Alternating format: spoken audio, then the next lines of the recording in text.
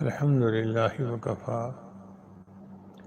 وسلام علی عبادہ الذین اصطفیٰ اما بعد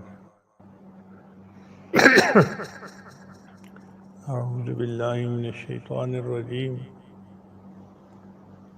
بسم اللہ الرحمن الرحیم ان الصلاۃ تنہی عن الفحشاء والمنکر سبحان ربک رب العزۃ عما یصفون وسلام علی المرسلین والحمد للہ رب العالمین اللہم صلی علی سیدنا محمد وعلی آل سیدنا محمد وبارک وسلم۔ دین اسلام کے 5 ارکان ہیں، دین اسلام کی عمارت کے 5 ستون ہیں۔ ایک ہے کلمہ، دوسرا نماز، روزہ، حج اور زکوٰۃ۔ کلمہ تو یقین ہے، زبان سے اقرار کرنا ہوتا ہے، دل سے تصدیق کرنی ہوتی ہے۔ اس کے علاوہ جو 4 اعمال ہیں ان میں سب سے اہم عمل نماز ہے۔ چنانچہ شاعر نے کہا، روز محشر کے جہاں گزار بود، اولیں پرسش نماز بود۔ قیامت کے دن اعمال میں سب سے پہلے نماز کے عمل کی پرسش ہوگی، اور یہی عمل ہے کہ جس کو نظر انداز کرنے کی وجہ سے اکثر مسلمان جہنم میں جائیں گے۔ قرآن مجید سے ثابت ہے کہ فرشتے دیکھیں گے انسانوں کو جہنم میں عذاب بھگتتے ہوئے تو حیران ہو کر پوچھیں گے کہ کیا تمہیں کوئی ڈرانے والا نہیں آیا تھا؟ تو جہنمی آگے سے جواب دیں گے، قالوا لم نک من المصلین،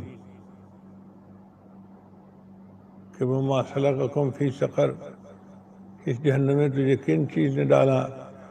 تو وہ کہیں گے کہ ہم بے نمازی تھے۔ یعنی بے نمازی ہونا ایک بڑی وجہ ہے جہنم میں جانے کی۔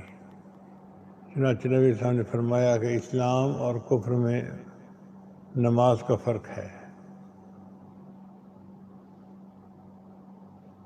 اس لیے جو آدمی 5 وقت کی نماز پڑھتا ہے وہ اللہ تعالیٰ کی ضمانت میں آ جاتا ہے، برکتوں میں آ جاتا ہے۔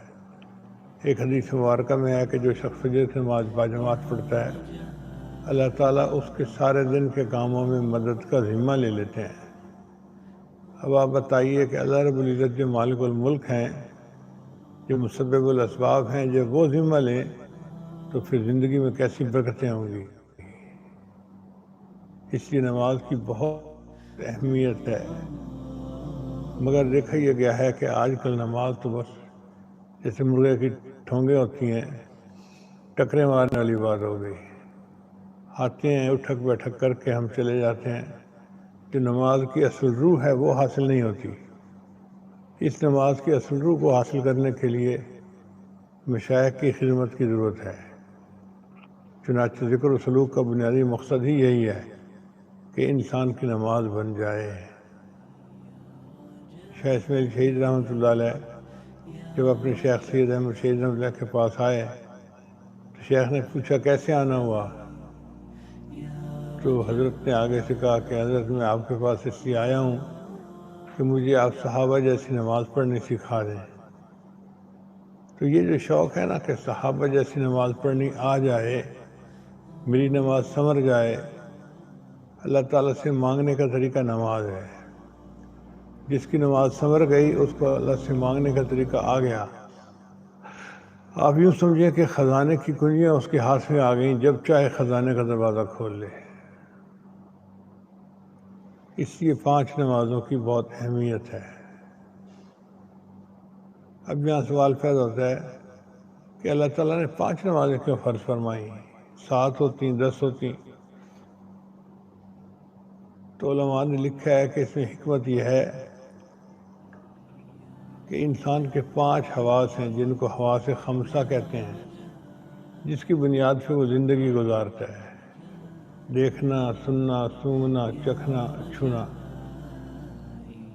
جس بندے نے 5 نمازیں باقاعدگی سے پڑھ لیں اس نے گویا 5 حواس کا شکر ادا کر دیا۔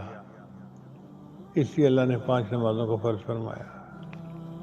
بعض علماء نے جواب دیا کہ زندگی کی نعمتیں 5 ہیں، حدیث پاک سے اس کا ثبوت ملتا ہے۔ نبی صلی اللہ علیہ وسلم نے فرمایا اغتنم خمسن قبل خمس، کہ 5 کے فوت ہونے سے پہلے ان کی قدر کر لو۔ ان 5 نعمتوں کی قدر کرنے والا وہ شخص ہوگا جو 5 نمازیں باقاعدگی سے ادا کرتا ہے۔ بعض علماء نے جواب دیا کہ زندگی میں 5 امتحانات ہیں، آزمائشیں ہیں جن سے انسان کو گزرنا پڑے گا۔ نمبر 1 ایک سکرات موت، نمبر 2 قبر، نمبر 3 حشر قیامت کے دن اللہ کے سامنے پیش ہونا، نمبر 4 میزان، اور نمبر 5 پل صراط سے گزرنا۔ جو بندہ 5 نمازیں باقاعدگی سے پڑھے گا وہ گویا ان 5 آزمائشوں کے وقت میں آسانی کے ساتھ پار ہو جائے گا۔ اس لیے اللہ تعالیٰ نے 5 نمازوں کو فرض فرمایا۔